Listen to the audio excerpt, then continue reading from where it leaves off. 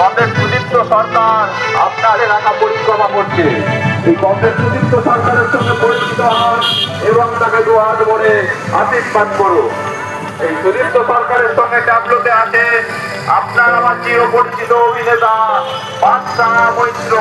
আপনাদের কেন্দ্রে 3 নম্বর বোতাম টিপে কাস্তে হাতুড়ি তারা চিহ্নের বোতাম টিপে আইএসএফ সমর্থিত সিপিআই প্রার্থী মৌমাতাকে বিপুল ভোটে জয়যুক্ত করুন। জাঙ্গিপাড়া বিধানসভা কেন্দ্রে আইএসএফ সমর্থিত সিপিএম প্রার্থীর প্রচারে যোগ দিলেন টলিউড অভিনেতা বাদশা মৈত্র।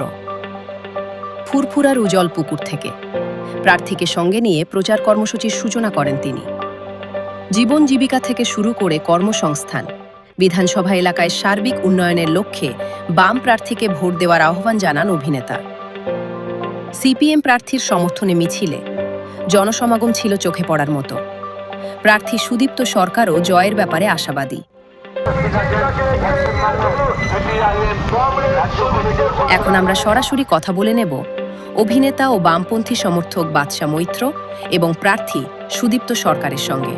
প্রার্থীর হয়ে প্রচার করলেন, আপনি একজন অভিনেতা এবং বামপন্থী মানুষ, আজকে মানুষের সাড়া কীরকম পেলেন? দেখুন, আমি শুধু প্রার্থীর হয়ে প্রচার করি। আমি প্রচার করেছি এই যে প্রার্থী, তিনি আসলে একটা ভাবনার প্রতিনিধি, একটা দর্শনের প্রতিনিধি, একটা রাজনীতির প্রতিনিধিত্ব করেন। যে রাজনীতি শেখায় যে নিজের স্বার্থের বাইরে মানুষের কথা বেশি করে ভাবতে। ওনার পরিবারের দিকে তাকান, ওনার বাবার কথা আপনি দেখুন, ওনার জীবনযাপন দেখুন, তাহলে দেখবেন বর্তমানে যারা শাসক দল এবং বিজেপি দুটো পার্টির সাথে ওনার পার্থক্য কোথায়। আমি এটা মানুষকে বলার চেষ্টা করেছি যে পশ্চিমবঙ্গে একটা সত্যিকারের সোনার বাংলা গড়ে তুলতে হয়। যদি কাজ চাই, শিক্ষা চাই, স্বাস্থ্য চাই, গরিব মানুষের হাতে রোজগার চাই, তাহলেই সুদীপ্তবাবুর মতো উম্মাদার মতো প্রার্থীকে আমাদের দরকার। তাই ওনার প্রচারে এসেছি। এটা ওনার ব্যক্তিগত প্রচার নয়। এই লড়াইটা উনি লড়ছেন এই অঞ্চলের মানুষদের জন্য। এই অঞ্চলের মানুষের সুখ দুঃখের কথা উনি বিধানসভায় পৌঁছে দেবেন, গোটা দেশের কাছে পৌঁছে দেবেন। আমি ওনার লড়াইয়ের একজন সঙ্গী, ওনার পাশে দাঁড়িয়ে এসে বুঝেছি গোটা রাজ্যের মানুষের মতন এই অঞ্চলের মানুষও বামপন্থীদের পাশে আছে, আইএসএফ বামপন্থার জোটের পাশে আছে। এই অঞ্চলের যে হারাওনার জন্য দেখলাম উনি আইএসএফের সমর্থনে এখানে দাঁড়িয়েছেন সিপিআইএমের হয়ে। আমার বিশ্বাস এলাকার মানুষ ওনার ব্যাপারে অসম্ভব প্রত্যাশী এবং ওনাকে বিধানসভা থেকে জিতিয়ে বিধানসভায় পাঠাবেন। সারা রাজ্যেই তো আপনি অনেক প্রার্থীর সমর্থনে গিয়েছিলেন এবং মানুষের সমর্থনে গিয়েছিলেন বলা যেতে পারে। তো সে জায়গা থেকে মানুষের সারা সর্বসমক্ষে কীরকম? ব্যাপক। তারা বলতে কী বলবো, মানে দূর দূর থেকে মানুষ ছুটে আসছে হাত দেখাবার জন্য, দূর দূর থেকে ছুটে আসছে হাত ছোঁয়ার জন্য। আমি সুদীপ্তদাকে পাশে দাঁড়িয়ে বলছি যে যেভাবে মানুষ সুদীপ্তদাকে হাত নাড়ছিলেন, তাতে আমি যেই বিভিন্ন গরিব মানুষ, ব্যবসায়ী, চাকরিজীবী সবাই হাত নাড়ছে, এগিয়ে আসছে এবং চোখে চোখে বার্তা দিচ্ছে হবে হবে, চিন্তা নেই। অত্যন্ত পজিটিভ এবং আমার বিশ্বাস উনি এখান থেকে বিপুল ভোটে জয়লাভ। আপনি এবারে বাম পার্টি আইএসএফ সমর্থিত বামপন্থী মানুষের সঙ্গে মানুষের প্রচারে গেলেন, অর্থাৎ আপনি প্রচার করলেন, আপনার সঙ্গে অনেক মানুষ অভিনেতা থেকে শুরু করে জনগণ সকলে রয়েছে। মানুষের সাড়া কীরকম পেলেন? মানুষের সারা তো আমি তো 19 তারিখ বিকাল থেকেই, ঘোষণার দিন বিকাল থেকেই শুরু করেছি প্রচার। মানুষের সারা অবরোধ। আমি 2024-এও প্রার্থী নিয়ে ঘুরেছি, তখন মানুষ একটু ঘুম খেয়েছিলেন, কিন্তু এবারে মানুষ সাড়া দিচ্ছে, আমাদের কথা শুনছে, এগিয়ে আসছেন, হাত মেলাচ্ছেন।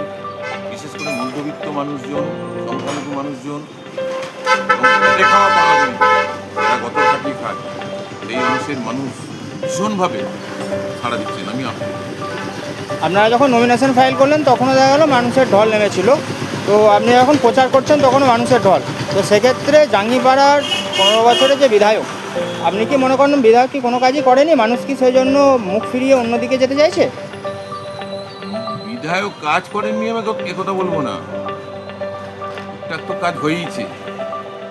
এই কাজগুলো উনি দাবি করছেন, তার অনেকগুলোই আমাদের আমলে টাকা এসে পড়ে রয়েছে। আমাদের নানা কারণে সেই সময় 2011 সালে হঠাৎ নির্বাচন ঘোষণা হয়ে যায়, এমবার্গো থাকাকালীন সে পয়সা খরচা করতে পারা যায়নি, উনি এসে খরচা করেছেন। যেমন করেছেন এফসিআইয়ের গোডাউন, হসপিটাল আধুনিকীকরণ, এইগুলি। সেই সময় একটা প্রতিটা পরিবারকে 25 কেজি করে মাসে চাল দেওয়া ছিল, সে সবাইকেই দিয়ে দিলেন। যাদের প্রয়োজন নেই তারাও বস্তা বস্তা চাল নিয়ে যাচ্ছেন, এরকম একটা অবস্থা হয়েছে। তবে উনি তো জাঙ্গিপাড়ায় থাকেন না, জাঙ্গিপাড়ার যে সমস্ত সমস্যাগুলি সবটা ওনার পক্ষে জানা সম্ভব নয়। আর উনি নিজে মানুষ হিসাবে তো ভালো, কোনোদিন তো আমাদের সঙ্গে কোনো দুর্ব্যবহার তো হয়নি, দেখা সাক্ষাৎ ভালোই কথাবার্তা হয়েছে। তো ওনার যারা কর্মীরা আছে তাদের তো আপনি জয়ের বিষয়ে কতটা আশাবাদী? জয়ে আমি 1 নম্বরে থাকবো।